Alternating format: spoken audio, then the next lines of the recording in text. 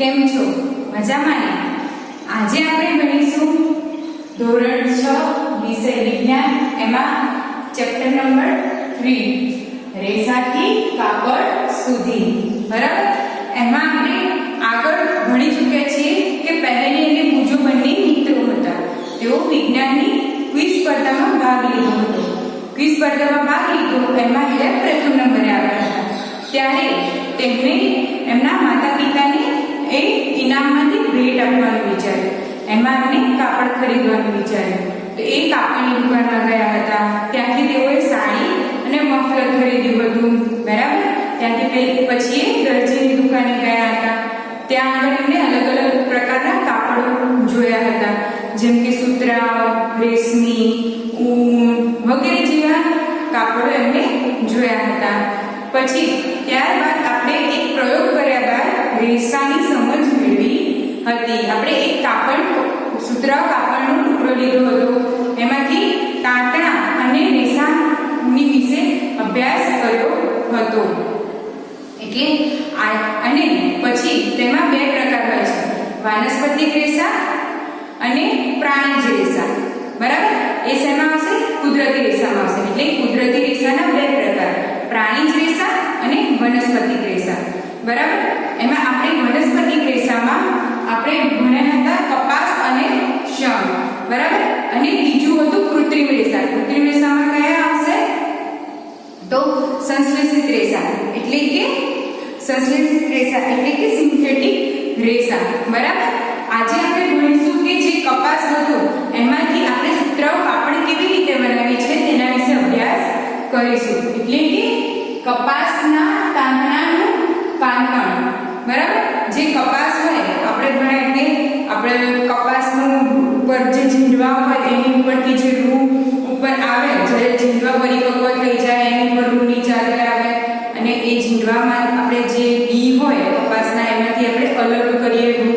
પછી એ રૂ જે વધ્યું એનું આપણે કાપડ કેવી રીતે બનાવીશું એ બનાવવા માટે પહેલા કપાસના જે તાંતણ છે એનું પહેલા સૌપ્રથમ કાંતણ કરવું પડે. કાંતણ એટલે શું? જો રેસામાંથી કાંતણ બનાવવાની ક્રિયાને કાંતવું કહે છે. રેસામાંથી તાંતણા બનાવવાની પ્રક્રિયાને કાંતવું કહે છે. હવે જે તાંતણા હતા એટલે કે ધારો કે આપણે રૂ હોય, રૂને તમે ગોળ ગોળ ફેરવીને દીવાની વાટને બનાવો છો. બરાબર? તો એ રીતે વધારે ખેંચી અને નાના નાના તાર જો બનાવો તો શું થાય? એ દોરામાં રૂપાંતરણ થઈ શકે. પણ એ પ્રક્રિયા હાથ વડે કરવી એના કરતા એના માટે સાધનનો તમારે ઉપયોગ કરવાનો રહેશે. આપણે વાંચતા જઈએ અને ચલો સમજતા જઈએ કે કપાસના કાંતણ કેવી રીતે થાય છે.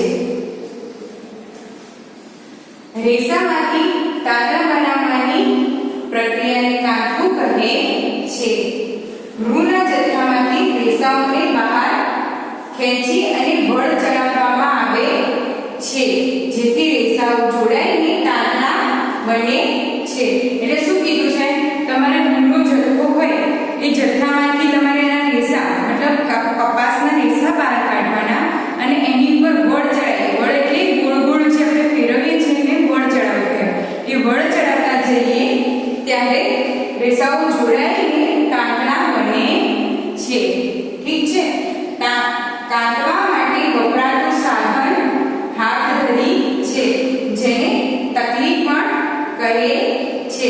જો વિદ્યાર્થી મિત્રો, કાંતવા માટે એક સાધન વપરાય છે તેનું નામ હાથધરી છે. હાથધરી કંઈક આવું દેખાતું એક સાધન છે. બરાબર? તમારી ચોપડીમાં પણ આનું દ્રશ્ય આપેલું છે, એકવાર જોઈ લેજો. બરાબર? પછી બીજું, હાથથી કાંતવા માટે વપરાતું અન્ય એક સાધન ચરખો છે. ચરખો એક આ રીતનું સાધન આવે છે. ચરખો આપણે જ્યારે ગાંધીજી પહેલાના જમાનામાં અંગ્રેજો વધારે હતા અને અંગ્રેજોએ મિલ ખોલીને એમનું કાપડનું ઉત્પાદન કરીને એ લોકો ભારતમાં વેચતા હતા. તો ગાંધીજીને તે પસંદ ન હતું. તો ગાંધીજીએ પોતાના ભારતમાં રહીને પોતાનું કાપડનું ઉત્પાદન શરૂ કરવા માટે આ ચરખો જે શું કહેવાય, આ જે કપાસના તાંતણાનું કાંતણ કરવાનું શરૂ કર્યું અને ભારત માટે પોતાનું કાપડ વિકસાવવાનું શરૂ કર્યું અને એને ખાદી કહેવામાં આવે છે. બરાબર વિદ્યાર્થી મિત્રો, આ એક સાધન અને આ સાધન બંનેનો ઉપયોગ શેના માટે થાય છે? તો કપાસના તાંતણાનું કાંતણ કરવા માટે. બરાબર, ફરીથી એકવાર વાંચી લઈએ. રેસામાંથી તાંતણા બનાવવાની પ્રક્રિયાને કાંતવું કહે છે. બરાબર, રેસા હોય જે કપાસના મતલબ રૂના જે રેસા હોય એને કાંતવાનું હોય, એને મતલબ એને ઉપર વળ ચડાવવાની પ્રક્રિયાને આપણે શું કહીશું? એને મતલબ રેસામાંથી તાંતણા એટલે પતલા દોરા જેવું બનાવવાનું હોય એને કાંતવું કહે છે. રૂના જથ્થામાંથી રેસાઓને બહાર ખેંચી અને વળ ચડાવવામાં આવે છે જેથી રેસાઓ જોડાઈને તાંતણા બને છે. હવે રૂનો જથ્થો હોય એમાંથી ખેંચીને તાંતણા પર મતલબ જે રેસા હોય એને તમે રીતે ગોળ ગોળ ફેરવતું જાય અને એના ઉપર જે બને એને તાંતણો બને. બરાબર, એટલે દોરા જેવું બને એને શું કહેવાય? જો તાંતણો બને છે. બરાબર, હવે જો કાતવા માટે વપરાતું સાધન હાથકડી છે જેને તકલી પણ કહીએ છે. બરાબર વિદ્યાર્થી મિત્રો, આ યાદ રાખજો. કાતવા માટે વપરાતું સાધન હાથકડી જેને તકલી પણ કહીએ છે, જે આવું કંઈક દેખાતું હોય છે. હાથથી કાતવા માટે વપરાતું અન્ય એક સાધન ચરખો છે. બીજું એક સાધન કયું છે? ચરખો. બરાબર, હવે અત્યારના આધુનિક સમયમાં તો કાતવા માટે આધુનિક યંત્રોનો ઉપયોગ થાય છે. પહેલાની જમાના જેવું હવે રહ્યું નથી. આપણે તો અત્યારે બહુ બધા કાપડ ઉદ્યોગ ચાલી રહ્યા છે, એમાં આ મશીનનો ઉપયોગ થતો હશે. હવે આપણે આગળ ભણીશું કે આ જે કાતર કરેલું કાપડ, જે આ કાતર કરેલા જે દોરો છે એનું હવે કાપડ કેવી રીતે બનશે એના વિશે અભ્યાસ કરીશું. હવે વિદ્યાર્થી મિત્રો, આપણે ભણીશું તાંતણામાંથી કાપડ. આપણે જોયું કે તાંતણું કેવી રીતે બને છે.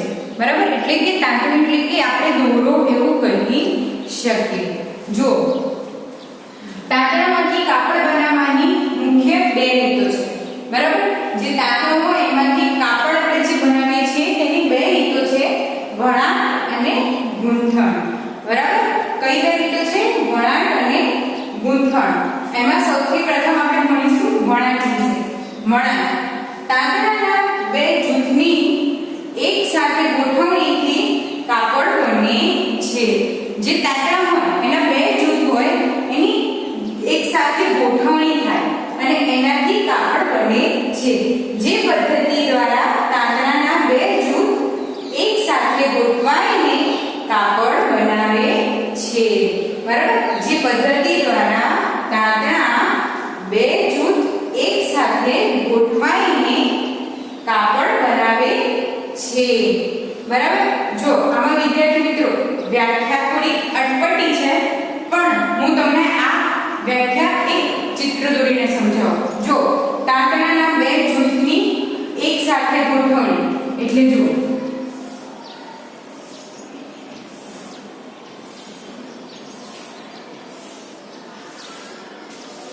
બરાબર, આ એક જૂથ થયું કાપડનું.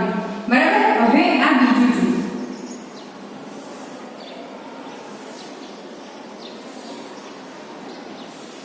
બરાબર, જો આવી રીતે બે જૂથ છે. આ એક ઊભી લાઈન છે એ એક જૂથ અને જે આડી લાઈન છે એ બીજું જૂથ. બરાબર, જો તાંતણાના બે જૂથ એક સાથે ગોઠવણીથી કાપડ બને છે. જે પદ્ધતિ દ્વારા તાંતણાના બે જૂથ એક સાથે ગોઠવાઈને કાપડ બનાવે છે. એટલે જો આ હોય ને, આ એક કાપડ આવી રીતે બને. એની આપણે તમે કાપડ જે હશે, જો આ કાપડ એમાં તમે ધ્યાનથી જોશો. બરાબર, ધ્યાનથી જોશો તો તમને કાપડ મતલબ જે તાંતણા છે તે કઈ રીતની ગોઠવણી છે. જો એક આ બાજુ આમ સીધા છે અને એક બાજુ આમ આડા છે. બરાબર, એવી રીતે આ શું કહેવાય? તાંતણામાંથી કાપડ બને છે. બરાબર, એ જે આ જે પદ્ધતિ છે તે જો જે પદ્ધતિનો ઉપયોગ કરીએ છીએ તે શાળ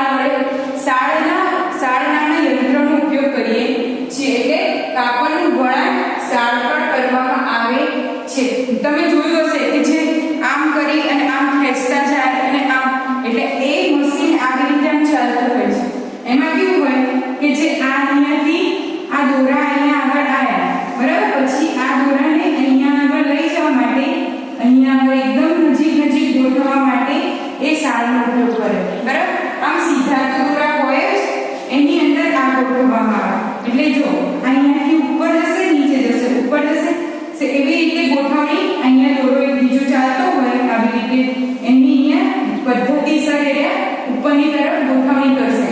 બરાબર, એકદમ ખેંચીને અને પછી આવા એક કાપડ તૈયાર થશે. બરાબર, અને સાળ એ હાથથી ચાલે તેવી અથવા વીજળીથી ચાલતી હોય છે. બરાબર, પહેલા આપણા જમાનામાં હાથથી ચાલતી એટલે આવી રીતે આમ દોરો આગળ આવે છે અને તમારે આવી રીતે આમ સરખો કરી અને આમ કરવાનું. એટલે શું, અહીંયાથી જે દોરો આવે અહીંયા પર એકદમ ફિટ બેસી જાય. અને વીજળીથી ચાલતી પણ હોય છે. એટલે અત્યારે ઇલેક્ટ્રોનિક સાધનો આવી ગયા, યંત્રો આવી ગયા, તો એમાં જે સાળ વપરાય છે એ વીજળીથી ચાલતી હોય છે. વિદ્યાર્થી મિત્રો, એકવાર વાંચી લઈએ. બરાબર, જો તાંતણામાંથી કાપડ. બરાબર, તાંતણામાંથી કાપડ બનાવવાની મુખ્ય બે રીતો કઈ? વણાટ અને ગૂંથણ. બરાબર, એમાં વણાટ. હવે વણાટ છે એમાં તાંતણાના બે જૂથ, એક આ ઊભું અને એક આડું. બરાબર, તાંતણાના બે જૂથની એક સાથે ગોઠવણીથી કાપડ બને છે. જે પદ્ધતિ દ્વારા તાંતણાના બે જૂથ એક સાથે ગોઠવાઈને કાપડ બનાવે છે તેને વણાટ કહે છે. કાપડનું વણાટ સાળ પર કરવામાં આવે છે. આ યાદ રાખજો વિદ્યાર્થી મિત્રો, કાપડનું વણાટ છે જે આ વણાટ કહેવાય એ સાળ પર કરવામાં આવે છે. સાળ હાથથી ચાલે તેવી અથવા વીજળીથી ચાલતી હોય છે. થેન્ક યુ વિદ્યાર્થી મિત્રો, આ વિડીયોમાં તમને સમજ પડી જશે. વિડીયો જોવા માટે થેન્ક યુ.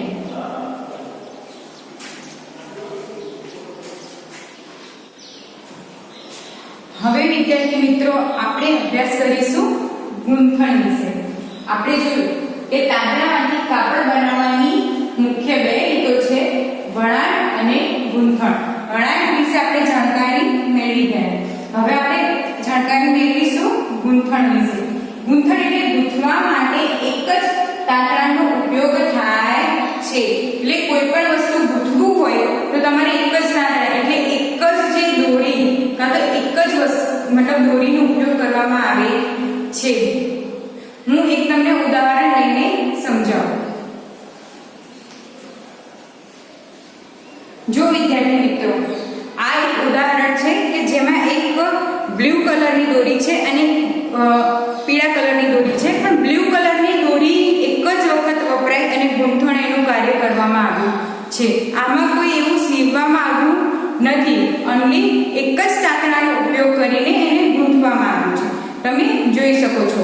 બરાબર વિદ્યાર્થી મિત્રો, અહીંયા તમને એક ઉદાહરણ ચોપડીમાં આપેલું છે જે છે મોજાની બે જોડમાંથી જો કોઈ એક મોજામાંથી તાંતણો ખેંચવામાં આવે તો તે સતત ખેંચાતો જાય છે. તમે જોયું જશે વિદ્યાર્થી મિત્રો કે કોઈ વાર આપણે મોજા હોય એ ફાટી જતા હોય, કેવી રીતે મતલબ તાંતણો એમ એક બહાર નીકળે. જો આપણે એને ખેંચતા જઈએ તો આખું મોજું ખતમ થઈ જાય. એટલે મોજાની જે મોજું જે કાપડ જે રીતે બનેલું હોય છે જે પદ્ધતિથી તેને ગૂંથણ કહેવામાં આવે છે. એટલે તાંતણામાંથી કાપડ બનાવવાની રીતમાં એ ગૂંથણમાં આવશે.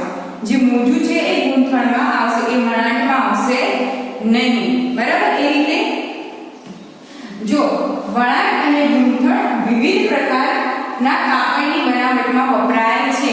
કોઈ કાપડ તમે વણાટથી બનેલું હોય અને કોઈ કાપડ તમારે ગૂંથણથી બનેલું હોય છે. જો વિદ્યાર્થી મિત્રો, જે વણાટથી જે કાપડ બનાવવામાં આવશે તે આ પ્રકારનું હશે અને જે ગૂંથીને બનાવવામાં આવશે તે કાપડ આ પ્રકારનું હશે. જે તમારા સ્વેટર અને એ જે મમ્મી ઘરે કોઈ વાર ખબર નાના બે સૂયા લઈને એક જ દોરો હોય અને એનાથી જે બનાવતી હોય છે ઊનમાંથી જે સ્વેટરને બનાવવામાં આવે છે તેને ગૂંથણ કહે છે. બરાબર, અને જે તૈયાર આ રીતે કાપડ આપણે લાવીએ બહારથી જે શર્ટ માટે, ડ્રેસ માટે, એ બધા કાપડ વણાટથી બનેલા હોય તમને આ વળાંક અને ગૂંથણ બંનેમાં સમજ પડી હશે અને આ વિડીયોમાં પણ સમજ પડી હશે. થેન્ક યુ વિદ્યાર્થી મિત્રો આ વિડીયો જોવા માટે. Good day.